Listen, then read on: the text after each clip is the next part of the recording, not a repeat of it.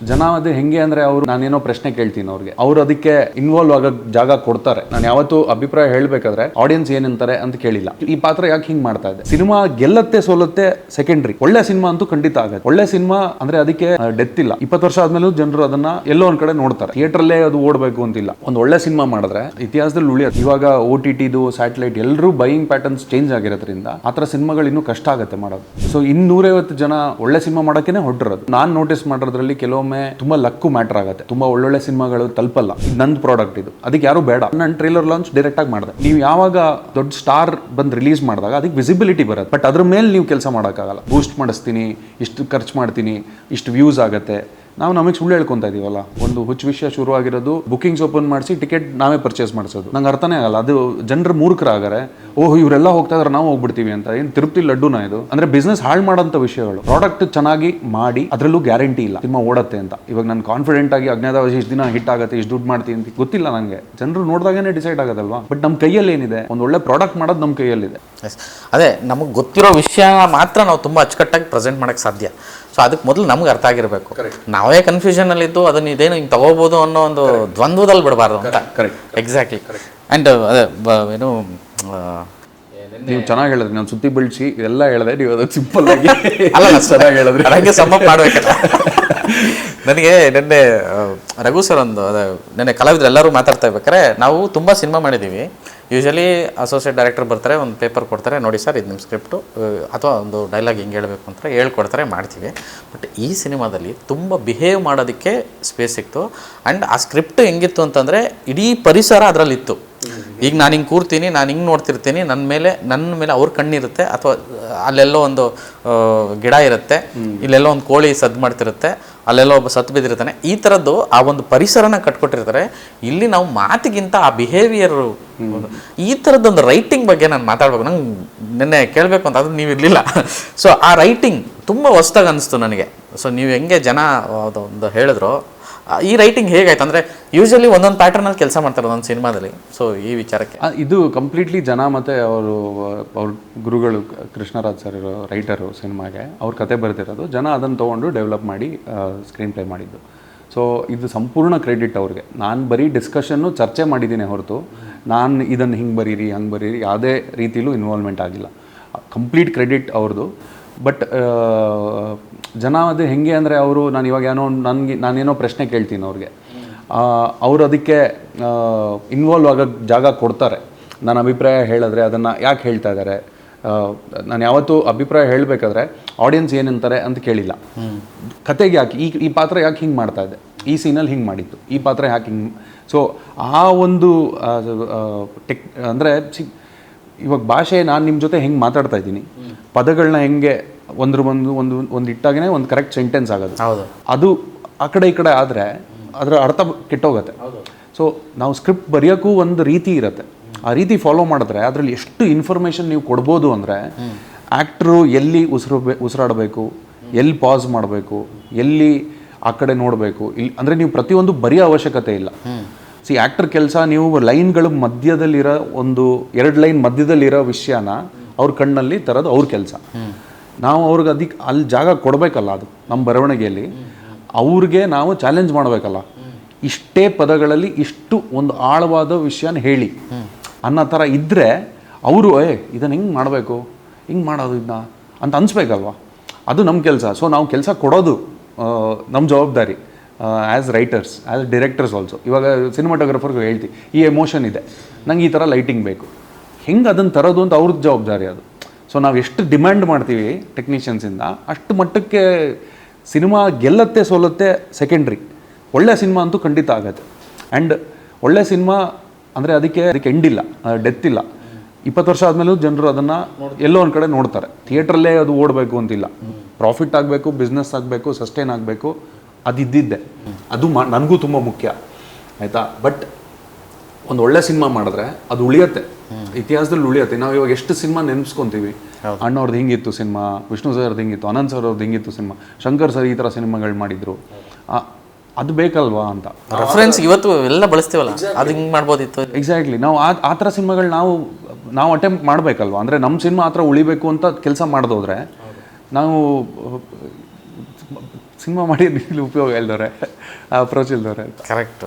ನಾನಂದರೆ ನೆನ್ನೆ ಈ ವಿಷಯ ಮಾತಾಡ್ಬೇಕಾದ್ರೆ ತೇಜಸ್ವಿ ಅವ್ರದ್ದು ರೈಟಿಂಗ್ ಇದೆಯಲ್ಲ ಆ ಥರ ಅನಿಸ್ಬಿಡ್ತು ನನಗೆ. ಅವ್ರ ಪುಸ್ತಕ ಓದ್ಬೇಕಾದ್ರೆ ಅದು ಕಂಪ್ಲೀಟ್ ಸೀನ್ ಹಂಗಿರುತ್ತೆ. ಕರೆಕ್ಟ್. ಅಂದರೆ ಅವರು ವಿವರಣೆ ಮಾಡೋದು ಜಾಗನ ಅಂದರೆ ಪ್ರತಿಯೊಂದು ಕಾಣಿಸುತ್ತೆ ನಿಮಗೆ. ಕರೆಕ್ಟ್. ಸೊ ಆ ಥರದ್ದು ಕಾಣಿಸ್ದಾಗ ಒಬ್ಬ ಆರ್ಟಿಸ್ಟ್ಗೆ ಅಥವಾ ಒಂದು ಇದಕ್ಕೆ ಅವ್ರು ಇನ್ನಷ್ಟು, ನಿನ್ನೆ ಇವರು ಪಾವನ ಹೇಳ್ತಾಯಿದ್ರು, ಯಾವುದೋ ಒಂದು ಉಸಿರು ಮೇಲೆ ತೊಗೊಂಬಿಟ್ಟೆ ನಾನು, ಅದಕ್ಕೆ ಮತ್ತೆ ಇಲ್ಲಮ್ಮ ಇಷ್ಟೇ ಉಸಿರು ಬಿಡಬೇಕು ಅಂತ ಅಷ್ಟು ಡಿಟೇಲ್ಡ್ ವರ್ಕು ಇದರಲ್ಲಿ ಮಾಡಿದ್ದೀವಿ ಅಂತ. ಅದು ತುಂಬ ಖುಷಿ ಆಯಿತು. ಆ್ಯಂಡ್ ಈ ಥರದ್ದೊಂದು ಕಂಟೆಂಟ್ಸು ಅಥವಾ ಈ ಥರದ್ದೊಂದು ಇದು ಮಾಡಬೇಕು ಅಂತಂದಾಗ ಟೆಕ್ನಿಷಿಯನ್ಸ್, ನಾನು ಅಂದರೆ ಸಿನಿಮಾಟೋಗ್ರಫಿ ತುಂಬ ಸ್ಪೆಷಲಾಗಿ ಕಾಣಿಸ್ತಾ ಇರೋವಂಥದ್ದು, ಸೌಂಡಿಂಗ್, ಚರಣ್ ರಾಜ್, ಅಂದರೆ ಒಂದು ತಂಡ ಕಟ್ಟೋದು ಈ ಥರದೊಂದು ಕಂಟೆಂಟ್ ಆಗಬೇಕು ಅಂತಂದಾಗ ಆ್ಯಸ್ ಎ ಪ್ರೊಡ್ಯೂಸರ್ ನಿಮ್ಮ ಒಂದು ಪಾತ್ರ ಮತ್ತು ನಿಮ್ಮ ಒಂದು ಆಯ್ಕೆ, ಅಂದರೆ ಇವ್ರು ಗೊತ್ತಿರೋರು ಅನ್ನೋ ಕಾರಣಕ್ಕೂ ಅಥವಾ ನಮ್ಮ ಸಿನಿಮಾ ಇನ್ನೊಂದು ಸಿನಿಮಾ ಮಾಡ್ತಾ ಇದ್ದೀವಿ ಅನ್ನೋ ಕಾರಣಕ್ಕೂ? ಇಲ್ಲ, ಆದರೆ ನಂದು ತುಂಬ ದೊಡ್ಡ ಥ್ಯಾಂಕ್ಸ್ ಹೇಳಬೇಕು ಪ್ರತಿಯೊಬ್ಬರಿಗೂ. ಯಾಕೆಂದರೆ ನಾನೊಬ್ಬ ಪ್ರೊಡ್ಯೂಸರ್ ಆಗ್ತಾಯಿದ್ದೀನಿ ಅಂತ ಅವ್ರನ್ನ ನಾನು ಚರಣ್, ಅದ್ವೈತು, ಉಲ್ಲಾಸು ಇವರೆಲ್ಲ ಹೆಂಗೆ ಅಂದರೆ ಬರೀ ನನ್ನ ಮೇಲಿರೋ ಪ್ರೀತಿಗೆ, ನನ್ನ ಮೇಲಿರೋ ಒಂದು ಒಂದು ಕನೆಕ್ಷನ್ಗೆ ಈ ಸಿನಿಮಾಗಳನ್ನ ಅಂದರೆ ಅದೊಂದೇ ಕಾರಣಕ್ಕಲ್ಲ, ಅದು ನಾನು ತುಂಬ ಸ್ಟಾರ್ಟಿಂಗಲ್ಲಿ ಹೇಳ್ಬಿಟ್ಟೆ. ಸಿನಿಮಾ ನಿಮಗೆ ಎಕ್ಸೈಟ್ ಆದರೆ ಮಾತ್ರ ಮಾಡಿ, ಕತೆ ಎಕ್ಸೈಟ್ ಆದರೆ ಮಾತ್ರ ಮಾಡಿ, ನನ್ನ ಸಂಬಂಧಕ್ಕೆ ಮಾತ್ರ ಮಾಡಬೇಡಿ ಅಂತ. ಅದು ಸಪೋರ್ಟ್ ಅವರು ಕೊಡೋಕ್ಕೆ ರೆಡಿ ಇದ್ದಾರೆ. ಬಟ್ ಸಿನಿಮಾ ಅವ್ರಿಗೆ ಎಕ್ಸೈಟ್ ಆಗಬೇಕು. ಅದು ಆ ವೃತ್ತಿ ಧರ್ಮ ಯಾವತ್ತೂ ಅದಕ್ಕೆ ಮೋಸ ಆಗಬಾರ್ದು. ಸೊ ಅದು ಕ್ಲಾರಿಟಿ ಯಾವಾಗ ಬಂತೋ, ಅವರು ಹೆಂಗೆ ಅದಕ್ಕೆ ಸಪೋರ್ಟ್ ಮಾಡಿದ್ದಾರೆ, ಎಷ್ಟು ವರ್ಕ್ ಮಾಡಿದ್ದಾರೆ. ಅಂದರೆ ಪ್ರತಿ ಸತಿನೂ ನನಗೆ ನನ್ನ ಸಿನಿಮಾ ಮಾಡ್ಬೇಕಾದ್ರು ಅದ್ವೈತು, ಚರಣ್ ಎಲ್ಲ ಅವ್ರ ಕೆಲಸ ನಮ್ಮ ಕೆಲಸ ಅಲ್ವಾ, ಅದನ್ನು ಎಷ್ಟು ಇಂಪಾರ್ಟೆಂಟ್ ಅಲ್ವಾ ಅಂತ ಆ ಥರ ನಂಬಿ ಕೆಲಸ ಮಾಡೋರು. ಸೊ ಅಂಥವ್ರ ಜೊತೆ ಕೆಲಸ ಮಾಡೋದು ನನ್ನ ಭಾಗ್ಯ. ಅವರು ಒಪ್ಕೊಂಡಿರೋದು, ಅವ್ರಿಗೆ ಈ ಕತೆ ಇಷ್ಟ ಆಗಿದ್ದು, ಅದೆಲ್ಲ ಒಂಥರ ಸಿನಿಮಾನೇ ತೊಗೊಳತ್ತೆ ಕೆಲವೊಂದು ವಿಷಯಗಳು. ಸೊ ಅದು ತುಂಬ ಒಳ್ಳೆ ತಂಡ ಸಿಕ್ಕಿದೆ ನನಗೆ. ಸೊ ಅದು ನಾನು ತುಂಬ ಥ್ಯಾಂಕ್ಫುಲ್ ಹೇಳಬೇಕು ಅವ್ರಿಗೆ. ನಾನು ಕಟ್ಟಿಲ್ಲ ಅದನ್ನ, ಅದೇ ಒಂಥರ ಅದಾಗಿದೆ. ಸೊ ಕೆಲವೊಂದು ನಂಗೆ ತೊಗೊಂಡು ಬರುತ್ತೆ, ಅದೇ ಸೇರಿಸುತ್ತೆ ನಂಗೆ. ಆ್ಯಕ್ಚುಲಿ ಒಂದು ಅಂದರೆ ನಗುವಿನ ಹೆಸರ ಸಾಂಗ್ ಇನ್ನೂ ರಿಲೀಸ್ ಆಗಿರಲಿಲ್ಲ. ಅದಕ್ಕೆ ಬಿಫೋರೇ ಚರಣ್ ಅವರು ಸಿಕ್ಕಿದಾಗ ಹಿಂಗೆ ಮಾತಾಡೋಕೆ ನೆಕ್ಸ್ಟ್ ಏನು ಬರ್ತಾಯಿದ್ದು, ಒಂದು ಒಳ್ಳೆ ಸಿನಿಮಾ ಮಾಡಿದ್ದೀವಿ ಪ್ರವೀಣ್ ಅವರೇ, ನಮ್ಮದು ಈ ಥರ ಅಜ್ಞಾತವಾಸಿ ಅಂತ, ನೀವು ತುಂಬ ಎಂಜಾಯ್ ಮಾಡ್ತೀರಾ ಆ ಪಿಕ್ಚರ್ನ, ತುಂಬ ಇಷ್ಟ, ಅದು ನೆಕ್ಸ್ಟ್ ಅದೇ ಅಂತ. ಅವ್ರ ಎಕ್ಸೈಟ್ಮೆಂಟ್ ನೋಡಿ ನನಗೆ ಏನು ಇಷ್ಟು ಎಕ್ಸೈಟ್ ಆಗ್ತಿರಲ್ಲ ಇವರು. ಯೂಶಲಿ ಕೆಲವೊಂದು ಕಂಟೆಂಟ್ಸಿಗೆ ಮಾತ್ರ ಅದರ ಎಕ್ಸೈಟಾಗಿ ಹಂಚ್ಕೊಳ್ಳೋದು, ಅವರು ಆಲ್ರೆಡಿ ಅದರಲ್ಲಿ ಇರೋದ್ರಿಂದ ನನಗೆ ಆವಾಗಲೇ ನೆನ್ನೆ ಅದು ಹೇಳ್ತೀನಿ. ಅಂದರೆ ನಾವು ಚರಣ್ ಅವ್ರು ಈ ಥರ ಹೇಳಿದರು ಅಂತ. ಆ್ಯಂಡ್ ರವಿಶಂಕರ್ ಅವರು ನೆನ್ನೆ ಅದೇ ಹಾಡಿಗೆ ನಗುವಿನ ಹೆಸರಿಗೊಂದು ಮೇಲ್ ವರ್ಷನ್ ಮಾಡ್ಕೊಂಬಂದಿದ್ರು. ಸೂಪರ್ ಆಯಿತು, ಎಕ್ಸ್ಟ್ರಾರ್ಡಿನರಿ ಕೇಳಿಸ್ತಾ ಇತ್ತು, ಅದ್ಭುತವಾಗಿ ಆಡ್ತಾರೆ ಅವರು. ಆ್ಯಂಡ್ ಸಿನಿಮಾ ಅಂದರೆ ಒಂದು ಸಿನಿಮಾ ಮಾಡಬೇಕು ಅಂತಂದಾಗ ಈ ಬೇಸಿಕ್ ಸೈನ್ಸ್ ಅನ್ನೋ ಥರ, ಅಂದರೆ ಈ ಮೂಲ ವಿಜ್ಞಾನ ಅಥವಾ ನಾವೆಲ್ಲ ಕೆಲಸದಲ್ಲೂ ಆ ಮೂಲನ ಉಳಿಸ್ಕೊಂಡು ಉಳಿದದನ್ನು ನಾವು ಅಡ್ವಾನ್ಸ್ ಮಾಡ್ತಾ ಹೋಗಬೇಕು. ನಮ್ಮ ಧ್ವನಿ ನೀವೇನು ಹೇಳಿದ್ರು ಆ ಥರದ್ದು ಹಾಕ್ತವೆ. ಸೂತ್ರಗಳು ನಾನು ಸೃಷ್ಟಿಸ್ತೀನಿ, ಬ್ರೇಕ್ ಮಾಡ್ತೀನಿ, ಕೆಲವೊಂದು ಸಲ ವರ್ಕ್ ಆಗುತ್ತೆ, ಕೆಲವೊಂದು ಸಲ ವರ್ಕ್ ಆಗೋಲ್ಲ. ಬಟ್ ಮೂಲನ ಯಾವತ್ತೂ ಬಿಡಬಾರ್ದು. ಸೊ ಆ ಮೂಲ ಏನು ಅನ್ನೋದು ಈ ಸಿನಿಮಾದಲ್ಲಿ ಅದು ಕಾಣಿಸ್ತಾ ಇದೆ, ಆ ಬೇಸಿಕ್ನೆಸ್ ಕಾಣಿಸ್ತಾ ಇದೆ.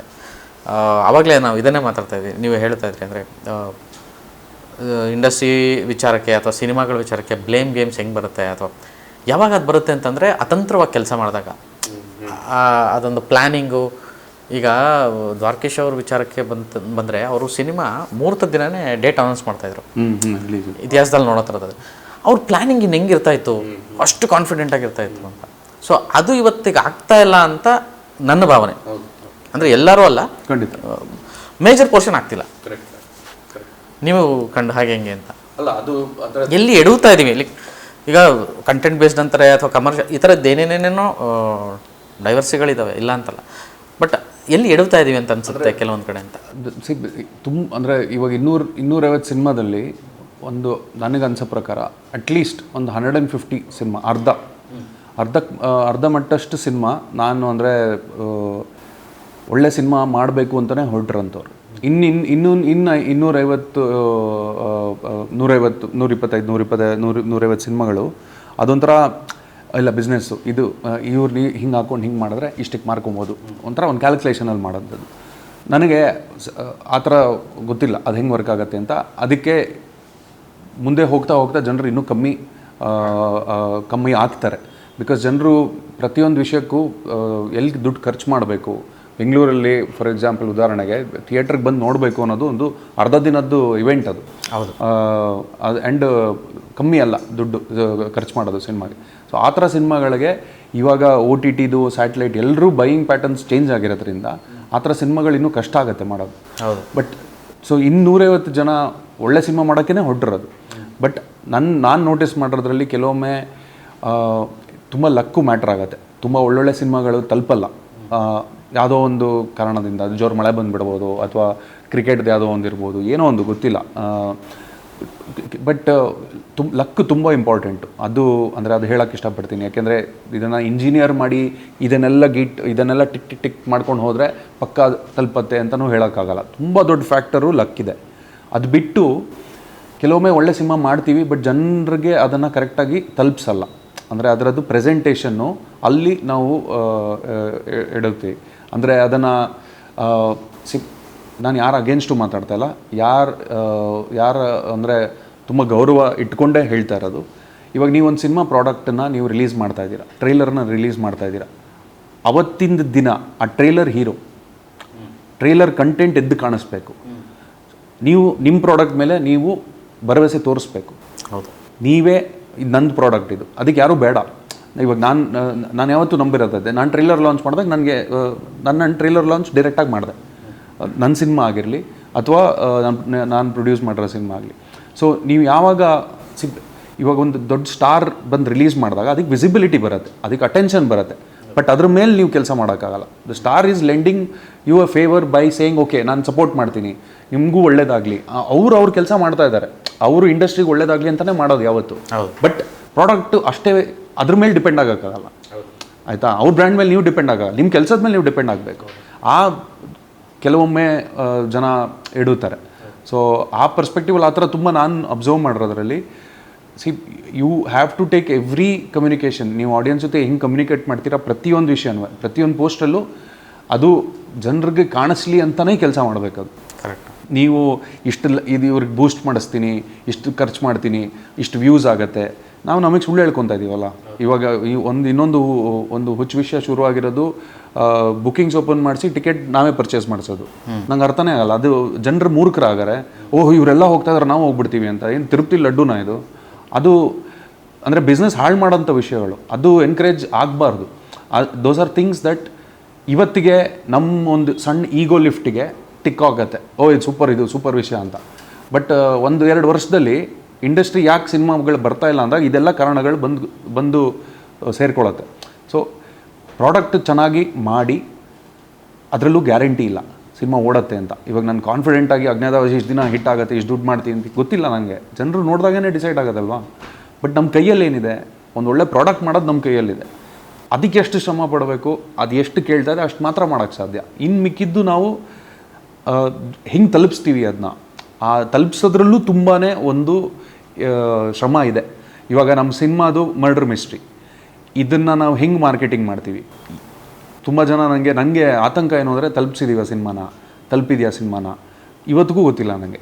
ನಾನು ಯಾರಿಗೋ ಇವತ್ತು ಬೆಳಗ್ಗೆ ಫೋನ್ ಮಾಡಿದ್ದೆ, ಗೊತ್ತಾ ಸಿನಿಮಾ ಬಗ್ಗೆ ಅಂತ, ಇಲ್ಲ ಅಂದರು. ನಾವೇನು ಮಾಡೇ ಇಲ್ವಲ್ಲ. ಇನ್ಯಾರೋ ಫೋನ್ ಮಾಡಿದರು, ಏನು ಮಾರ್ಕೆಟಿಂಗೇ ಮಾಡ್ತಾಯಿಲ್ಲ, ಟ್ರೈಲರ್ ಚೆನ್ನಾಗಿದೆ, ಮಾರ್ಕೆಟಿಂಗ್ ಮಾಡಿ ಒಂದು ಸ್ವಲ್ಪ ಅಂತ. ಅದೊಂದು ಆತಂಕದಲ್ಲೇ ಇರ್ತೀವಿ ಯಾವಾಗಲೂ ಒಂದು ತಂಡ. ಸೊ ಆ ನಿಟ್ಟಿನಲ್ಲಿ ತುಂಬ ಕಷ್ಟ, ಒಳ್ಳೆ ಡಿಸಿಷನ್ ಯಾವುದು ಅಂತ. ಸೊ ನಂಗೆ ಗೊತ್ತಿರೋದು ಮಾಡ್ತಾಯಿದ್ದೀನಿ. ಇದು ಮರ್ಡರ್ ಮಿಸ್ಟ್ರಿ, ಜನರಿಗೆ ಕುತೂಹಲ ಹುಟ್ಟಿಸ್ಬೇಕು, ನಾವೇನೋ ಒಂದು ಹೊಸದಾಗಿ ಮಾಡ್ತಾಯಿದ್ದೀವಿ ಅಂತ ಅನಿಸ್ಬೇಕು. ಅದ್ರ ತಕ್ಕಂಗೆ ನನ್ನ ತಂಡದ ಜೊತೆ ಬಿಗ್ ಲಿಟ್ಲು, ಜನಾರ್ದನ್ ಅವರು, ನಾವೆಲ್ಲ ಒಟ್ಟಿಗೆ ಬಂದು ಓಕೆ ಏನು ಹೊಸದಾಗಿ ಏನು ಮಾಡೋಣ, ಜನರಿಗೆ ಒಂಥರ ಏನೋ ಗಿಮಿಕ್ ಮಾಡ್ತಾಯಿದ್ದೀವಿ ಅನಿಸ್ದೆ ಪ್ರೆಸೆಂಟೇಷನಲ್ಲಿ ನಾವು ಹೆಂಗೆ ಅವ್ರನ್ನ ಇದೇನೋ ಇಂಟ್ರೆಸ್ಟಿಂಗ್ ಇದೆ, ಏನೋ ಒಂದು ಯೋಚನೆ ಮಾಡೋಕ್ಕೆ ಕೊಡ್ತಾ ಇದ್ದಾರೆ, ಅದನ್ನು ಹೆಂಗೆ ಸೃಷ್ಟಿ ಮಾಡಿಸೋಣ ಅಂತ ಪ್ಲ್ಯಾನ್ ಮಾಡಿದ್ದು. ಎಷ್ಟು ಮಟ್ಟಕ್ಕೆ ತಲುಪಿದೆ ಅನ್ನೋದು ರಿಲೀಸ್ ಆದಮೇಲೆ ಗೊತ್ತಾಗೋದು.